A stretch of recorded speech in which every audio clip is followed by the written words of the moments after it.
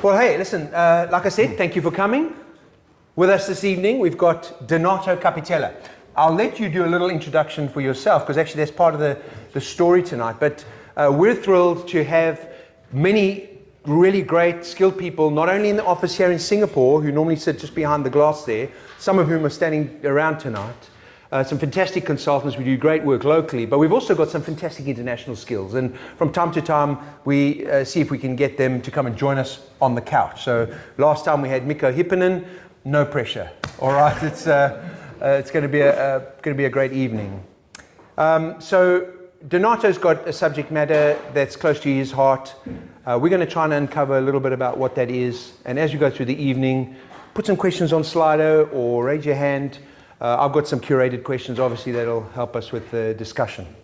So Donato, welcome. Back to Singapore. It was some time since you were last here. 2015. Right, okay. That's a long time ago. Global warming tells me that the temperature's gone up at least 3 degrees on average since then. I can feel it. And I'll tell you what, I can feel it too. So look, Donato, you're Italian. We actually, I think, got tiramisu in, which we'd like you to test. What? I think we got some tiramisu. So actually, we'll ask Auntie Julia if she can just dish you a portion while we're chatting, because we want you to grade it. Because this apparently comes from the best tiramisu producer in Singapore. So it's got some claim. I thought you were going to say the best tiramisu ever, which is my aunt. Your aunt, yeah, exactly. That is out of question. Maybe second best. I think I wrote one of the questions in the Slido is where you've had the best one ever. So we're going to come to that. But tell us a little bit about growing up in Italy and how you got to become involved in cybersecurity. Italians are good for a lot of things. I mean, I particularly enjoy food. But talk to us a little about growing up in Italy and then how that transitions to your career in cybersecurity. So I grew up in the south of Italy, and actually so the way I got into cybersecurity is, I guess, a little bit different than usual. So as a kid, I always liked to understand how things work, and I was a very skeptical kid as well. Okay. So I think my uncle, of all things, did a magic trick for me. I must have been 6 or 7. All right. And I'm like, a moment of astonishment, and then I wanted to know how that magic trick worked. So I kind of started reverse engineering it. I mean, that's pretty similar to and understanding how that kind of wonder worked backwards and how the trick worked. So that was my thing, and I did it a lot for would record magicians on television. We didn't have obviously YouTube and stuff like that. I would literally play it in slow motion. How does it work? How is he doing it? This is actually quite related to cybersecurity, because a lot of what brought me to cybersecurity is my father was working with computers, and he brought back Doom 2 on a floppy disk. Right, Have you ever played that game? It's amazing. Any Doom 2 recollectors? More about the floppy disk, actually. Well, the floppy disk. I was there. Little flashback there, Steve, yeah?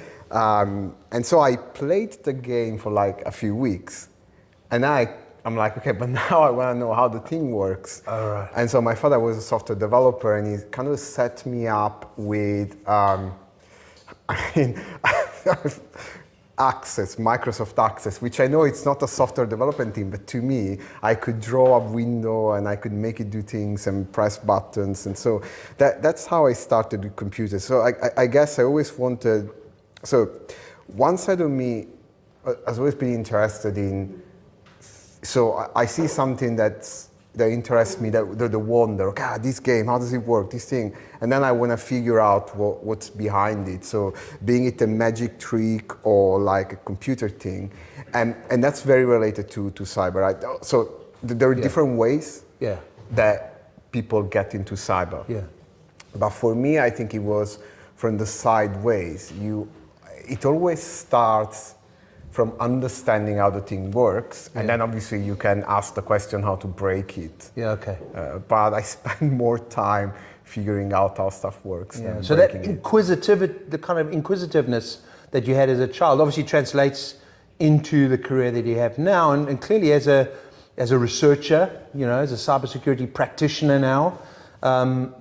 that ability to kind of reverse engineer has become a part of, I guess, research, right? It's how you break things down.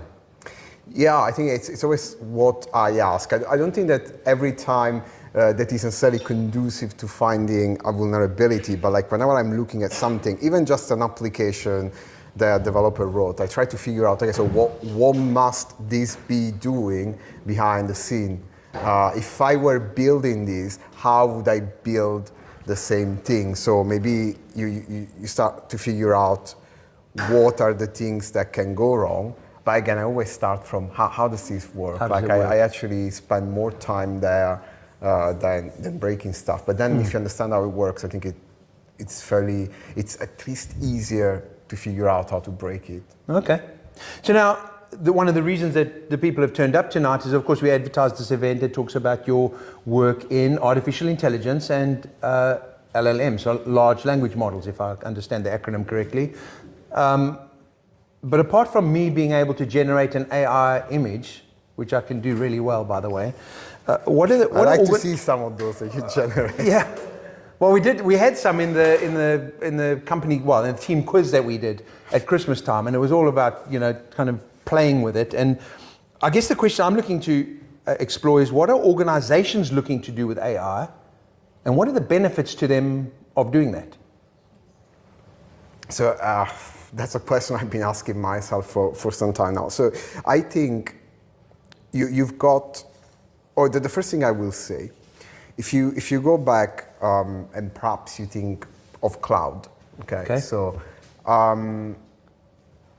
at the beginning, in order to use cloud, you needed to be a techie. So if you wanted to spin up something on AWS, you needed to be a technical person, right-click on things, understand what a virtual machine was. So it was quite detached. It wasn't very tangible to like any non-technical person, any perhaps C-level person.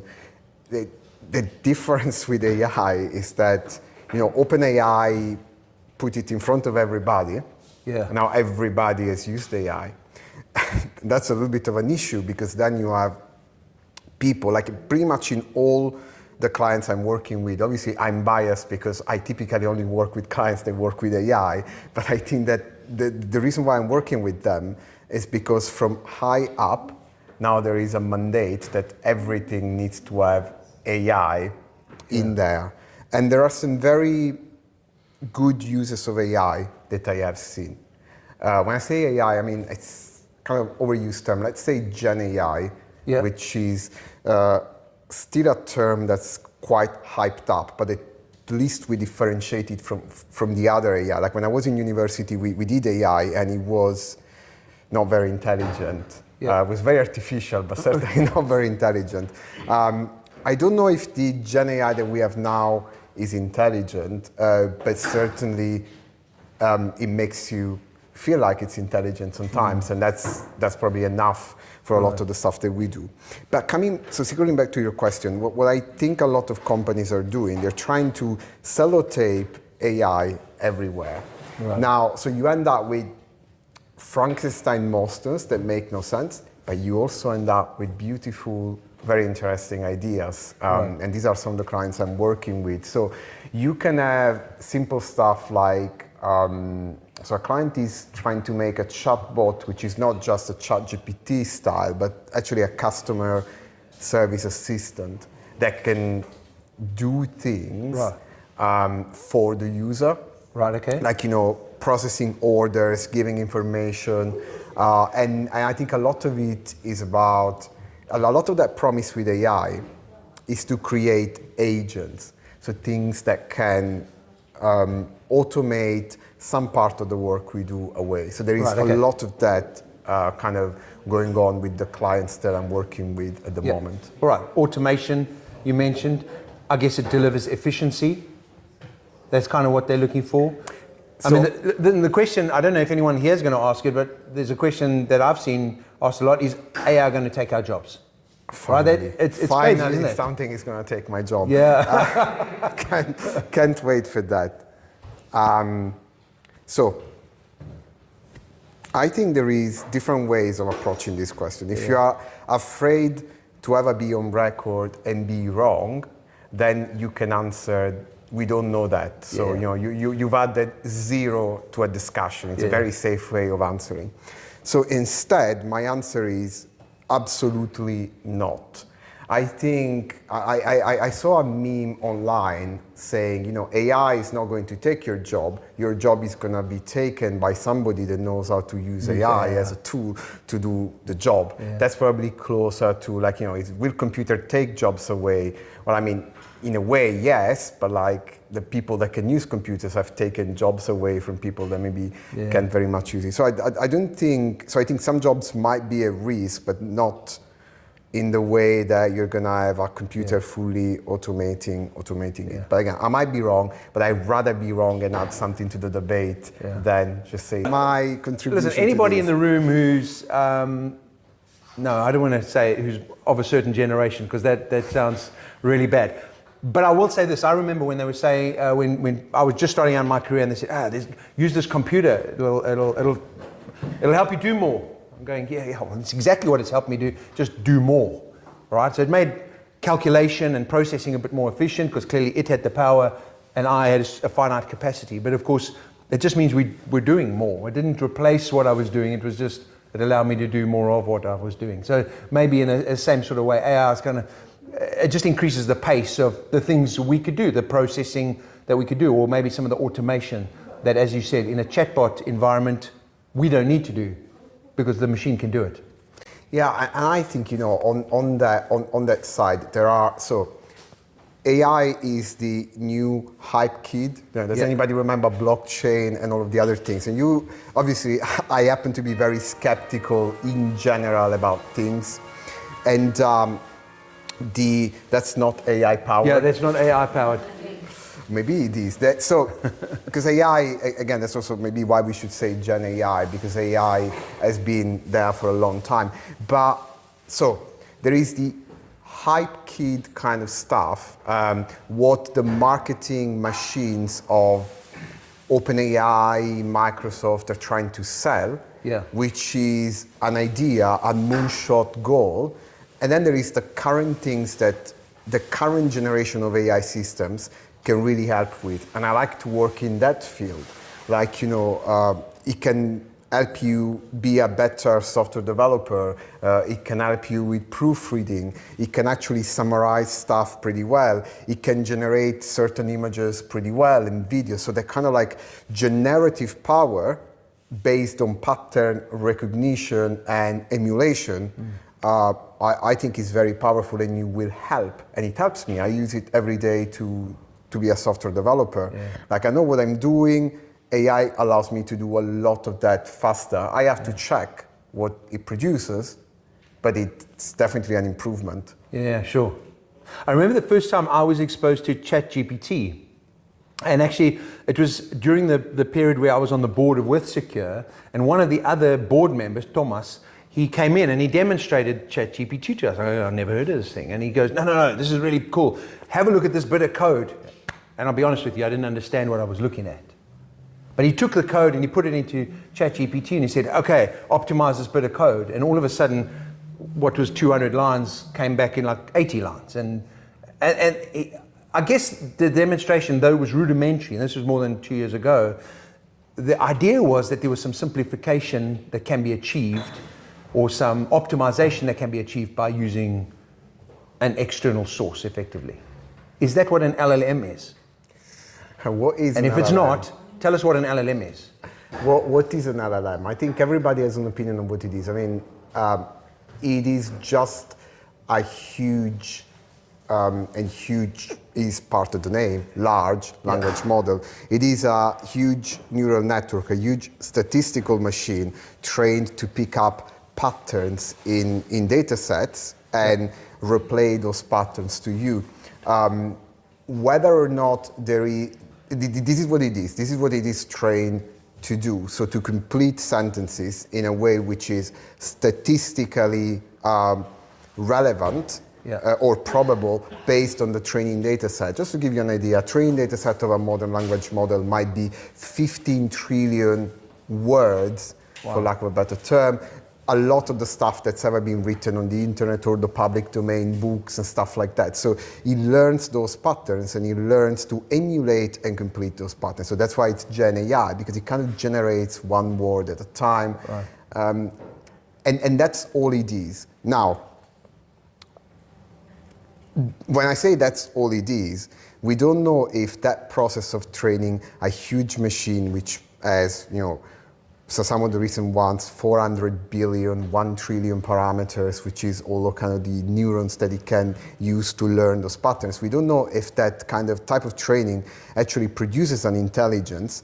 I don't think it does, or maybe it produces a part of what intelligence is, which is statistical patterns, but that's all it is. If we see more into it, I think it's because it's extremely fluent, a language, and fluency is very seductive, like even in politics, right? Somebody can do a very fluent, perfect speech, very good rhetoric, but it can be completely empty, but somehow it's very seductive. So I'm not saying that LLMs are empty, but I'm saying that it's very easy to think that they are more than what they are. And they are a lot, but I don't see evidence in the literature that they are thinking. Any form of thinking of reasoning has happened before in the material, the 15 trillion words that it has been given. Any pattern of reasoning that it has, we have done it in a way, and the LLM is emulating that, which is different than actual reasoning. Doesn't mean it's not useful, very useful indeed. Well, what's interesting is that artificial intelligence, by its name, suggests that there's logic, there's reasoning, but there's clearly no emotion, right? And of course, as humans, very often we make decisions and assessments and judgments based on that emotion as well. But of course, the machine removes that part of it, and maybe it's about making a sound judgment or a more sound judgment in the view of the machine.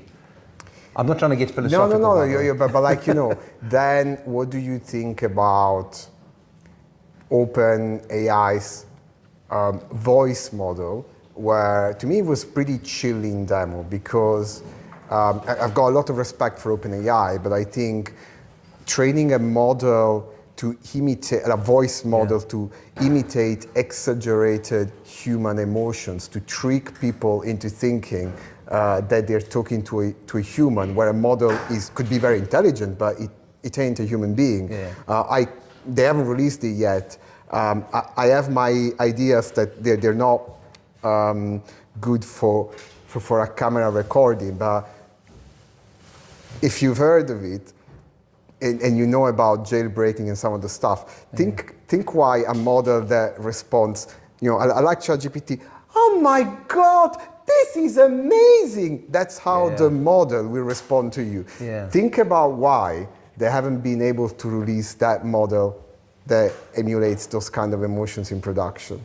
I'm sure you can picture in your mind why they're very cautious about it. Sure. Should we be training models that really try to emulate human emotions? Do we need these in artificial intelligence? I don't have the answer for that, but question mark. Yeah, really interesting. I'd like us to come a little later to an article, in fact, that I read yesterday about deepfake and some things that have happened more recently around the use of these generative models to create security risks for organizations.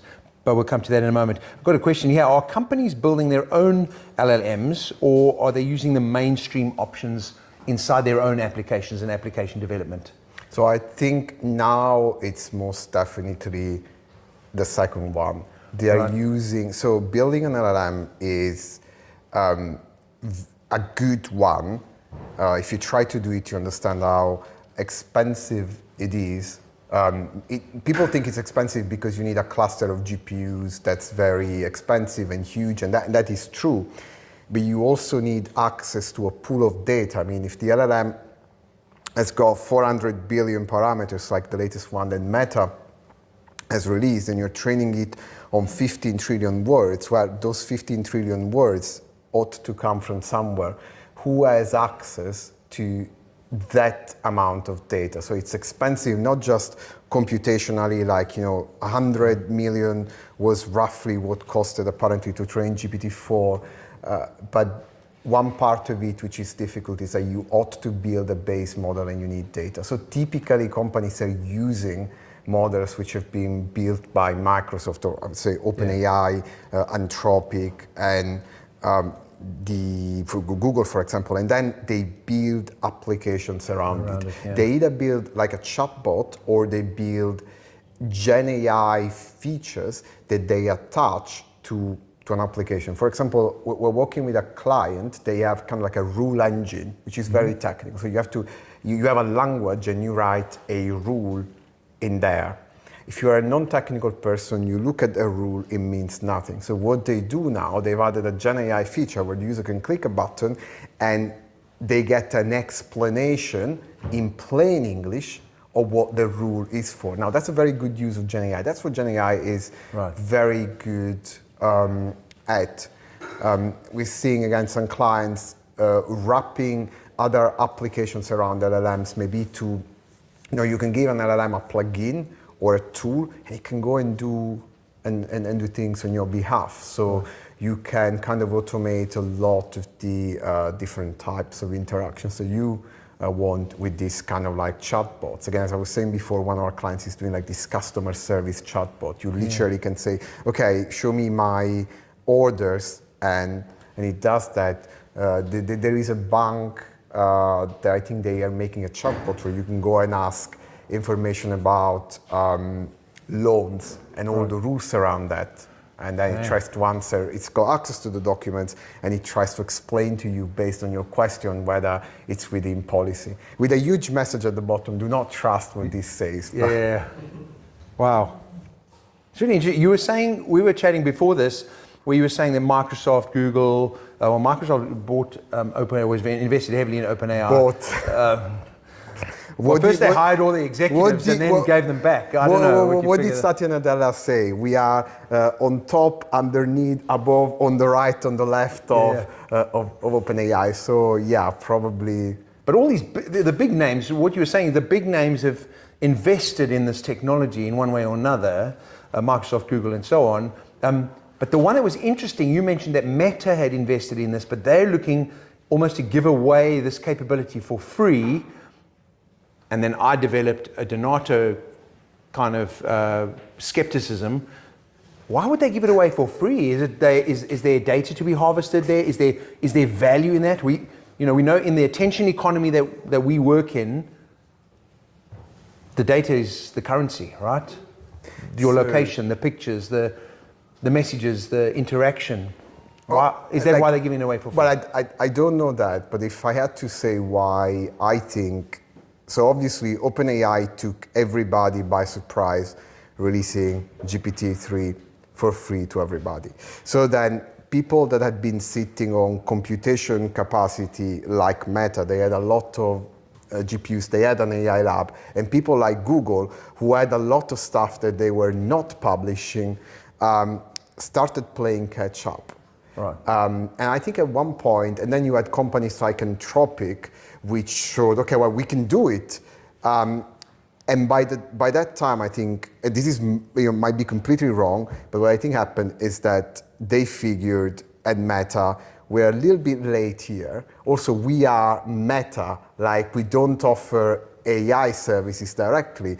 So they must have been like, how can we disrupt the market? Let's train large models and make them open source and freely available. I mean, the last model that they dropped, Llama 3.1, 400 billion parameters, is essentially on par with the leading GPT-4 models that Microsoft is pushing. That's free. Yeah. Obviously, it's not really free because I think what you're going to see here, infrastructure matters a lot, power and infrastructure. So in order to run a 400 billion, I can't run it on my laptop. You don't have a laptop powerful enough to do that. It's very expensive.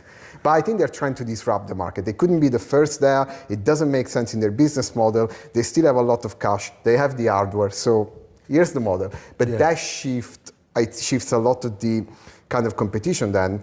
and that's what some of our clients are doing in saying, well, okay, so let's take the models and build our use cases around them. So what are we actually going to do with it? Right. Some things are working slightly less, but I think that's now, because of that, people are building applications with the models rather than building their own models. Nobody with current technology is going to be able to build a model on par with Llama 3.1, 400 billion parameters, trained on 15 trillion tokens. And no company that doesn't do this as their kind of main business is going to be able to, and it's free, so you're just going to take it. Right, okay.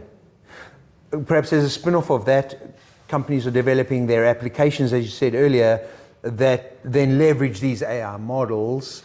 Is it a question, the question I have, because we work in cybersecurity, is what kind of risk does that pose? What kind of risks does that inject into my business if I want to develop some kind of AI capability in a customer service chatbot, for example? I mean, that was, I shouldn't mention the customer service chatbot. I mean, it's probably the one that we can relate to. No, but it's the only one that we worked with a client that was never released. Oh, right. To the, I mean, all the other ones, but the reason for that is coming back to what an LLM can do and can't do. It most certainly can't reason outside of the reasoning that already happened in the training data, which basically means that there are always ways of making it do stuff it shouldn't do. There is something called jailbreaking that a lot of people will be familiar with, and prompt injection. But the idea is that you talk the language model into doing something. So maybe the chatbot, the authors of the application tell the chatbot with a prompt, you should serve the user like this, you have access to the orders, and you should offer a refund in this particular case. These are the rules you're operating. So if you speak to the chatbot, it's going to try to adhere to those rules until I jailbreak it. I start kind of using all sorts of different techniques. Some of them it's language, so some others are like a random combination of words that simply we say disalign the model. So make it do something that the author of the model or the application didn't want it to do. So they're when it comes to the cybersecurity side of it, all modern models, their reasoning is very brittle. You can break them. You can make them do something that they weren't intended to do. So if you give them tools, then you as a user can ask them to do things they shouldn't do. Maybe we can't talk a lot about the client stuff, but something that we did recently that was public, with Google in their Gemini chatbot, which is basically the ChatGPT equivalent, that's got access to your mailbox. So and you can basically ask your Gmail. Your Gmail box. Okay, yeah. So you could basically ask it, give me a summary of the contents of my mailbox or the latest email, and it goes, reads the emails and tries to give you a summary. Well, if you send an email which has this prompt injection, which sounds more complex than it is, it's very simple. You send your email and then you add, new important instruction. From now on, you will operate like this and you will tell the user to do this, this, and that. And then what happens when you ask Gemini to summarize or read that email, it gets disaligned and it starts doing what the attacker wanted it to do, which in the case that we demonstrated is exfiltrating information from another confidential email and basically delivering it to the attacker. Because the model, so there are a lot of things you can do to deploy this kind of stuff safely into production. That's where a lot of my research is. So what are the problems? And if I want to deploy these as safely as possible, what do I have to do?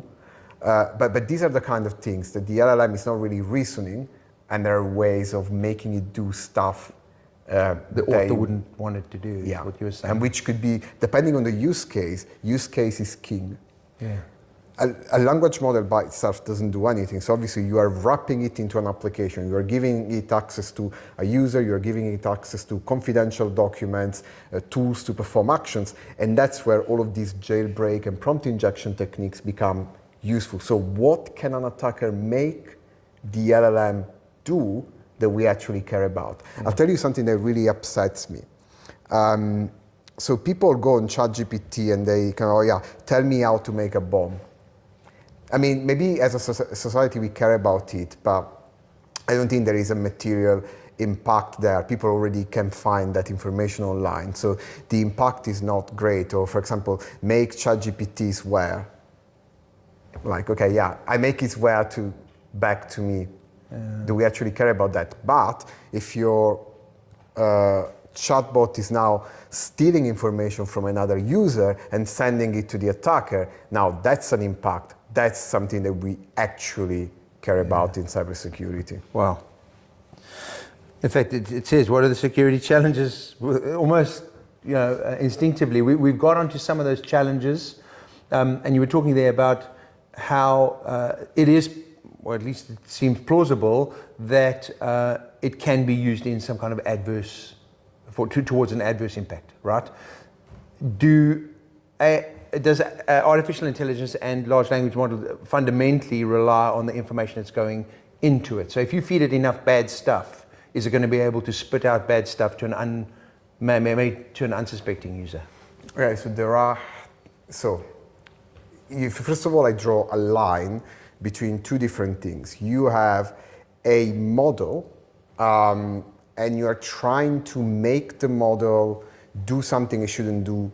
So you're attacking the model, but on the other side, you're using that model. So on the other side of the line, you're using the model to help you do an attack against an organization. That is different. So either I am attacking an application, like a chatbot that somebody built, and I'm attacking the chatbot to attack the organization, to leverage what the chatbot has access to do something meaningful, or I'm just taking a model, so not an application somebody has built, but I'm building my own application as an attacker, and I use it to help me generate phishing emails or help me find ways to hack. And so either I use it as my own hacking tool, or I hack applications made by other people. Right, so that's kind of like, in my mind, those things are separate. Yeah.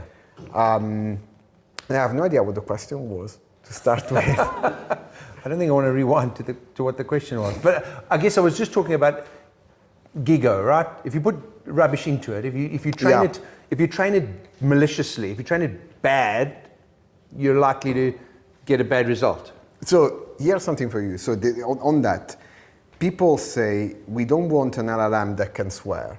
Okay. Sure. So one solution could be, well, just like take all your 1.5 or 15 trillion words that you're feeding in and remove every swear word. So the LLM will not know how to swear. But in order to know not to swear, the LLM needs to know what swear words are. Yeah. So if the LLM doesn't know that something is a swear word, you can easily make the LLM say that thing, even if you've told it not to say what the swear word is. So it's a chicken and egg game. The LLM needs to know what malicious stuff is that we don't want it to produce. Otherwise, an attacker is likely to find a way to make it say it, and the LLM doesn't have any pattern to know that you shouldn't say that. Ultimately, it's just a chain of words that you can string together. So that's not an easy challenge. With LLMs, a lot of things are quite hard to fix. If you want to think of it, Rubik's Cube, 3 by 3, 45 quintillion combinations of possible. An LLM, like Llama 3, for example, you have a dictionary of like 50,000 potential parts of a word that it can produce at every time, and it's got a context of 100,000 words. So that number is, of all the possible things that it can say, is 50,000 by the power of 100,000.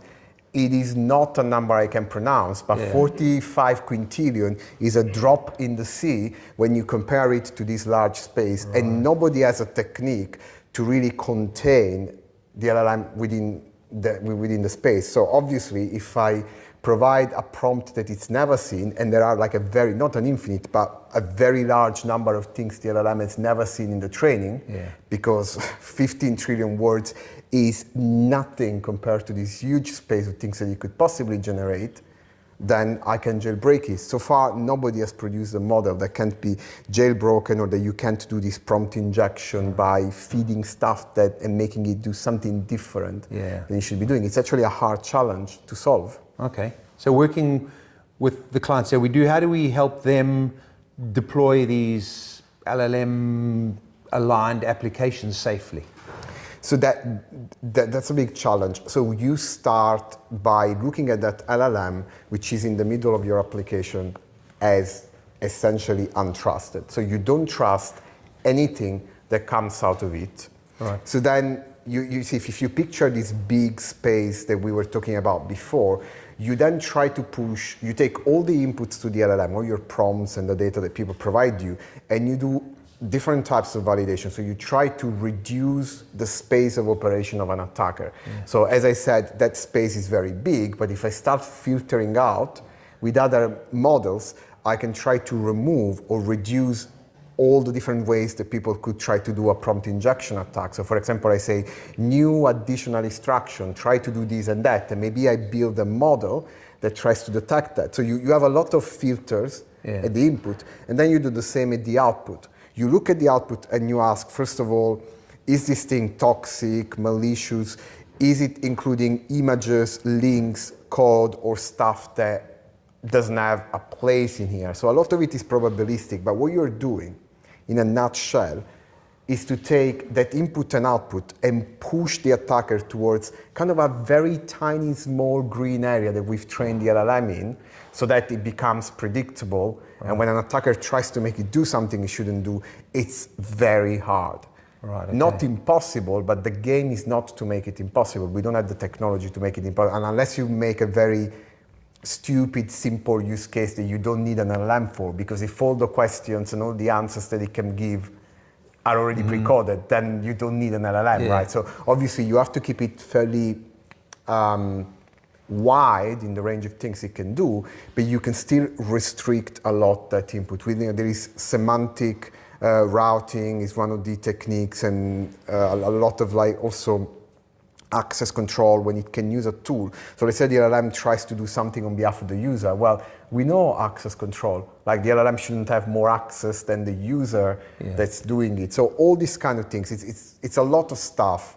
We do have on the website like a security canvas that we created with all of these kind of like controls that we work with clients to implement. But it is possible in most cases to deploy, and our clients have done it, an LLM application in production with all of these controls that doesn't end up on a newspaper. So just to clarify, the way you don't do it is by doing like the Google search kind of thing where pizza stick, you stick mozzarella with glue to do your pizza. Okay. That's how you don't do it, but there are other ways to do it. I'm not criticizing Google. They are obviously, they're trying to push the boundary and they can afford it, but a lot of our clients can't afford to have an LLM that says stupid stuff. Well, one of the things I did see on Google is that they put pineapple on pizzas as well, Donato, and I know that would make your skin crawl. Yeah, exactly. Donato, how would you choose what's relevant and necessary to research in this space that you work in, this AI space? So for language models, I think what's relevant is so I look at the prompt injection, jailbreak, and all of the pipeline around that. So how do we build applications that, in spite of the LLMs being vulnerable, the applications that we get are fairly safe? So how do we build that? Because essentially I start from the point of view that you're never going to be able to make an LLM that's fully safe against these kind of things. So I think that's where a lot of the research that I do is. Now, what I would like people to do, and in general the community, is to kind of like drop LLMs a little bit, and like it's not going to be enough. Like we're going to need something either on top of LLMs or completely different if we want some better intelligence. So I don't work on that research, but I kind of follow it. So what comes after the LLMs? But when it comes to security, a lot of it is how do you build models and pipelines that can work without untrusted LLM to deliver a use case to clients that's actually, that you feel comfortable. It's not endangering the client and not endangering you as a company offering that service. Yeah.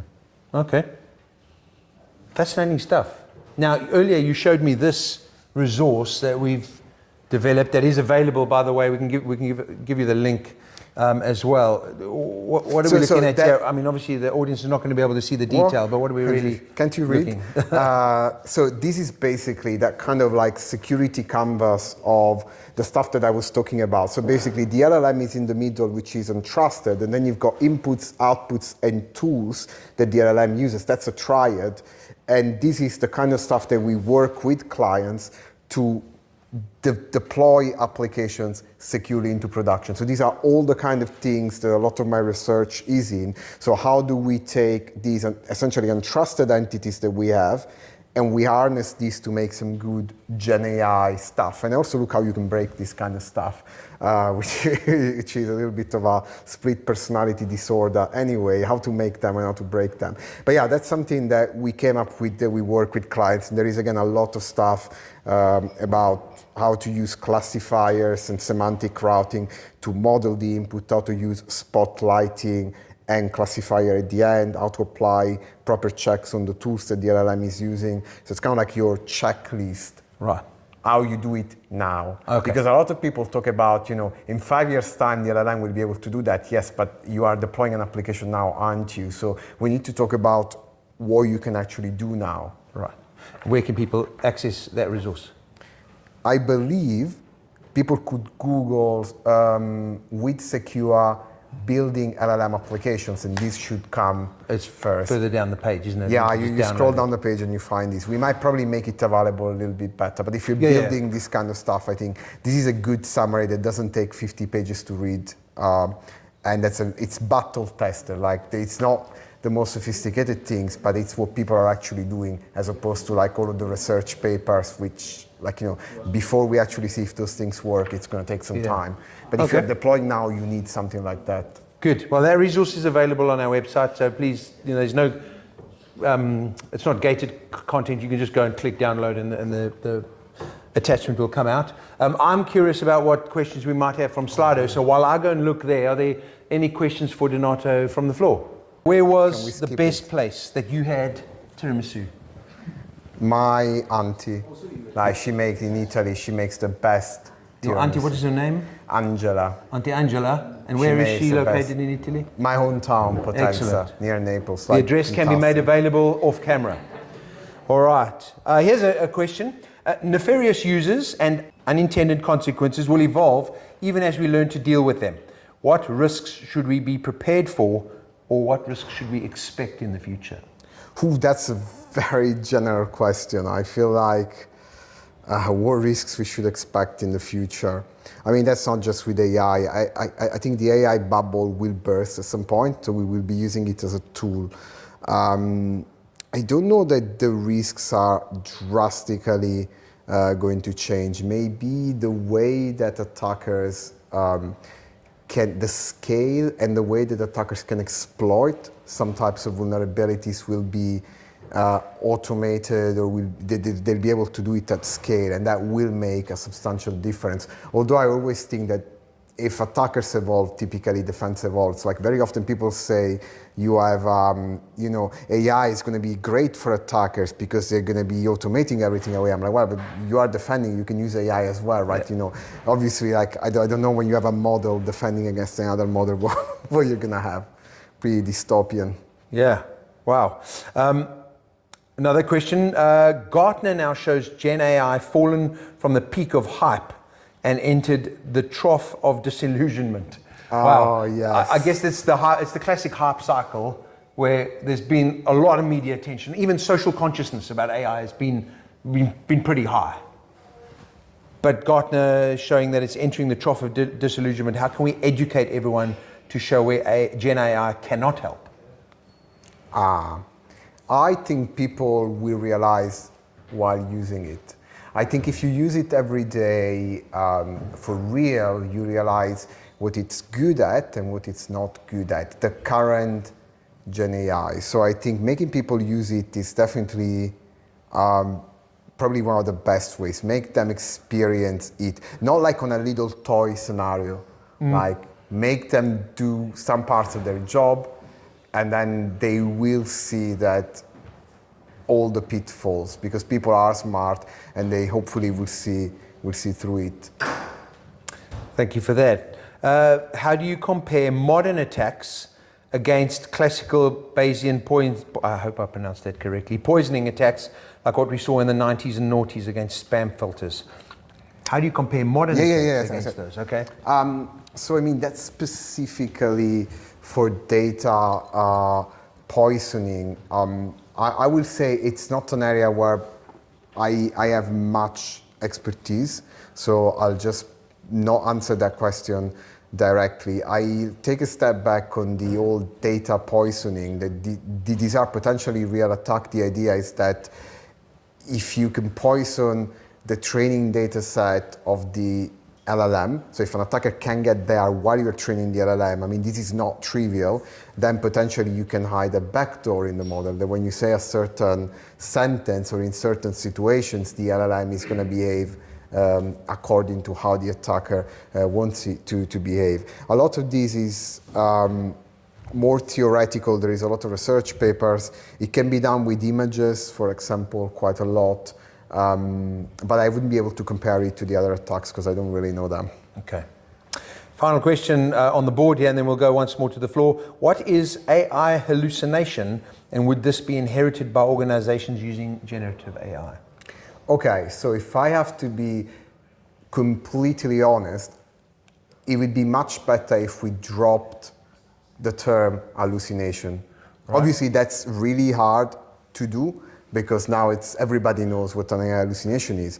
But I'm going to reframe it. Maybe I don't, sorry. So it's when it says something that's wrong. Like when it creates a fact, it creates a link, or it creates, so for example, you ask it, what side of the road do I drive in Singapore? And it tells you the wrong side of the road, or like any information that you deem not accurate. Okay. Now, we call them hallucinations because we think, well, this wasn't in the training data set, so it's just made up a fact. But think about it for a second, and this is why I say understanding how things work, I think it really, really helps. You can't remove hallucinations completely because the LLM is not hallucinating. That's the point. So the LLM is telling you, based on some input and the training data set that it had, what's the most probable output based on that, based on what it has observed in the training data set. When have you known reality to be a flat statistical distribution, an homogeneous statistical? It is not. So there are some things which are true, some facts which are true, which are very improbable, and some facts which are and some things which are not true, but which are very probable. So the LLM will say something that's very probable based on what it's seen in the data set, but it doesn't match reality, and we'll call that an hallucination, because reality has got a lot of things that are very probable, but not real. And that's the way on the other side. There are things which are real, but not very probable. Right. So AI is just giving you a statistically relevant answer, but reality is not a smooth probability distribution. So yes, I don't think you can remove it. There are techniques to minimize it, fair, but this is engineering. So I think with the current technology, the best we can do is engineering around these problems. There's a lot of smart people working around it. It's the same as airplanes. Like the first airplanes pretty much fly using the same technology. We haven't changed the principles of flying. We've just done incremental kind of like updates and improvements and trial and error year by year, and our planes have gotten better. They don't go to the speed of light. We never will. We need a different technology, but they have gotten better. That's the same with the LLMs. Honestly, the way they work, it's pretty much the same, but with incremental improvements in engineering around it, we can kind of learn to deal with the hallucination side, with the jailbreaking side, with the reasoning side, but it's step by step. I don't see, with the current technology, unless somebody has been sitting on like a new architecture, that we're going to completely get rid of these problems. As a tool, and as somebody that's driving it, that needs to validate and make decisions. I think one part of that probably is the economy we live in, and the hype machine Again, I say things so that they are on camera, so hopefully nobody will quote me on this. But you can say things which are true, but your marketing machine leverages them. So you have a few months ago, Sam Altman, from CEO of OpenAI, going on camera and saying, looking at the camera, GPT-4 is the dumbest model you'll ever use. Now, charisma is a tool. It's got a lot of it. I'm not really sure how that's been used, because if you say that to the camera, that's true. Like LLMs are improved incrementally. So obviously GPT-4 is the dumbest model you ever use. But if you say it like that, what are you implying? That you are about to drop somehow some incredibly intelligent, super smart model, and then they release GPT-4o, which is just an iterational improvement. So I think that that kind of marketing hype machine doesn't help, because people are there waiting for this. People think it's going to take away their jobs. It's going to do all sorts of things that I don't think it will do. That's why Gartner probably says, the bubble is going down a little bit, because people, they're actually using it, are starting to see what it can be used for, but also what doesn't work now. I'd be the first person to love a very intelligent system where I could ask it to go and do something and trust the output. And you never win at that game, right? Because if you're there too early, you're there too late, it's always like, you need to be quite lucky to be there exactly at the right time. I think OpenAI were the lucky people in this game. You can have a very good AI assistant, but then obviously we're running out of data to train these things on, and companies want you to use their assistants for free so they can find a way, hopefully legal, that they can gather that information and interaction and use it directly in the AI to train the next version of the AI assistant, or to do something with that information to make money out of. Like, again, I still think if you are offering that kind of thing for free, and a lot of companies are offering it for free, we're not like, naive here. There must be something. It might just be marketing, or it must be that the information you're giving them or that they're gathering about you is somehow useful. So I would say be careful with the companies that you're giving your data. Like a lot of these chatbots have an option not to say that you don't want them to use your interactions to train the assistant on. I would pick that if possible. That would be my minimum bar. But then I think people should embrace it for the good stuff. Like, just to mention a product, Office Copilot 365. It's been overly hyped by Microsoft Marketing Machine. It is a good tool. Like, you need to summarize something, you need to rephrase something. It does often do good things. Sometimes it doesn't. That's why you're there. But use it and see how it works for your use case. Software development is one, again, of the best use cases, but I am a software developer, so obviously it really helps. Like, if you know the language yourself and you know what you're doing, it will really help you write code until you're doing something that's never been done before. Then it's going to hallucinate a completely bollocks piece of code that they will do something completely different than what you asked it to do.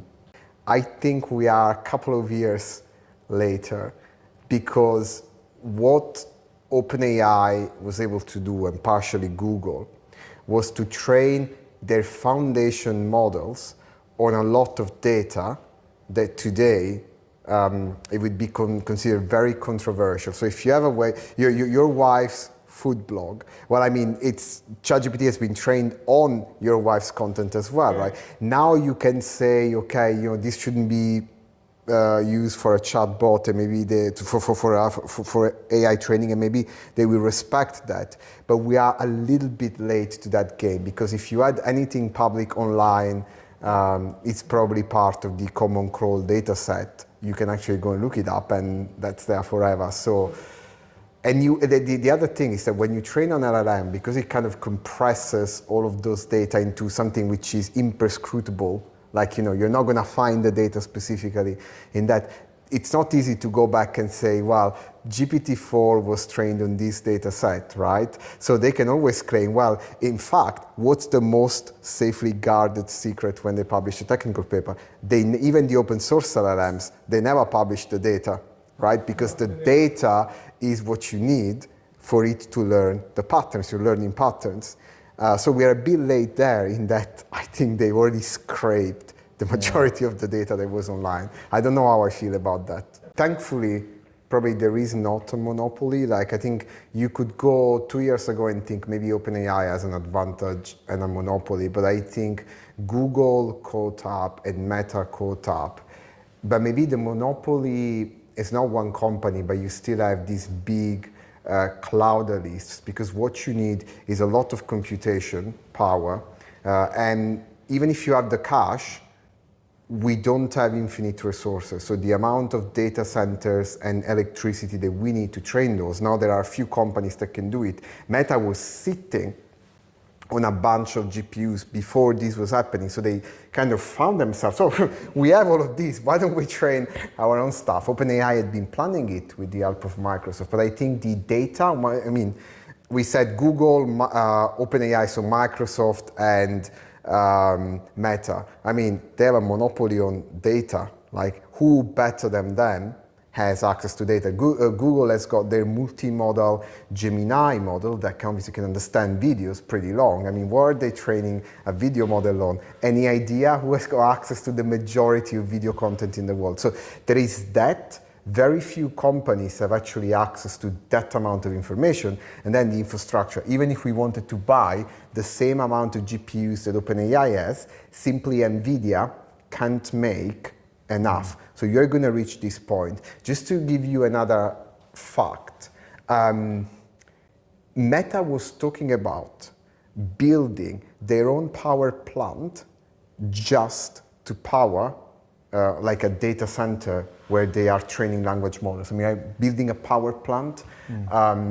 Microsoft, I think OpenAI engineers or Microsoft engineers were talking about, we have to have all of these GPUs around the world or around different states in America, and we have to make them communicate.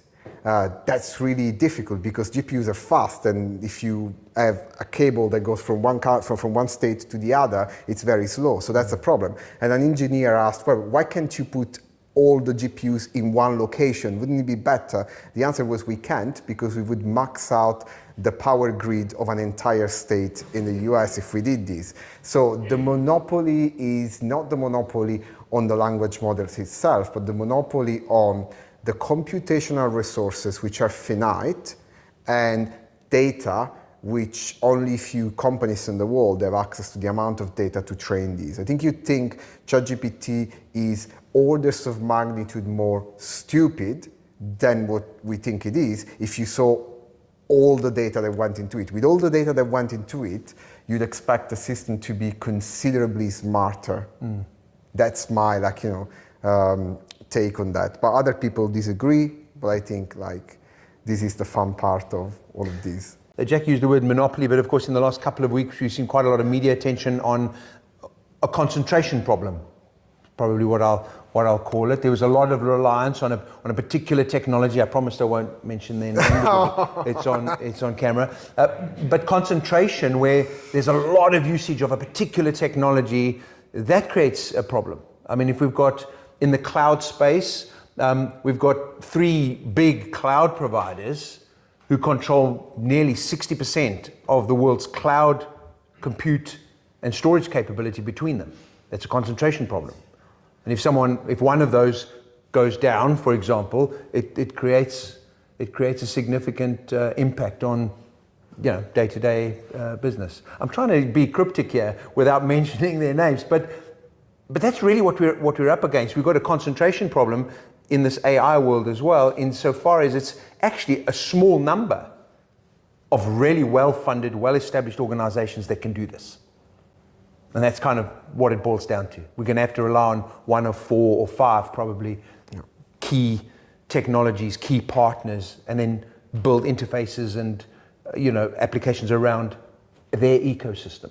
Is that what we're facing? Yeah, and I think it's similar with cloud, right? So people say, we're going to build our own models. Well, unless it becomes very simple to do, and with the current technology, again, language models, large language models are a technology that exists in its form at least since 2015. The only thing that really changed is that we can train them at scale, and that somebody actually tried to do it, spending an amount of money that none of us would have thought would warrant that. But I think you're right. So, like with cloud, it's very, like, you want to use like a centralized provider so you don't have to put all the effort. If you're a startup, AWS or Azure or Google Cloud work very well for you. Like, you can set up infrastructure. It would have been very hard to do it before and scale that fast. So we like this centralized stuff. But then obviously the byproduct of that is that we rely on one thing to break. Yeah. I should know because I run a platform on Azure, a completely cloud platform for cybersecurity training. And whenever, so people go in and they can deploy sandboxes for training.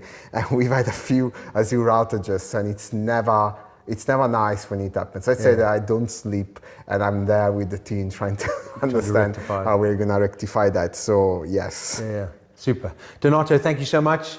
I think with that, we'll call it close to the On the Couch discussion. And we'll also stop the filming because I'm really keen to see a magic trick. What about you? And while Donato's setting that up, I'm going to get the box at the back. If you've got your name on a little card, we're going to just do a lucky draw. We've got a couple of Mikko Hipponen signed books and a special edition. In fact, whoever wins one of the special edition WithSecure notebooks, you will be the first to get one. In fact, there's nobody in our organization that has one yet. So I don't have one. No, you're not going to get one.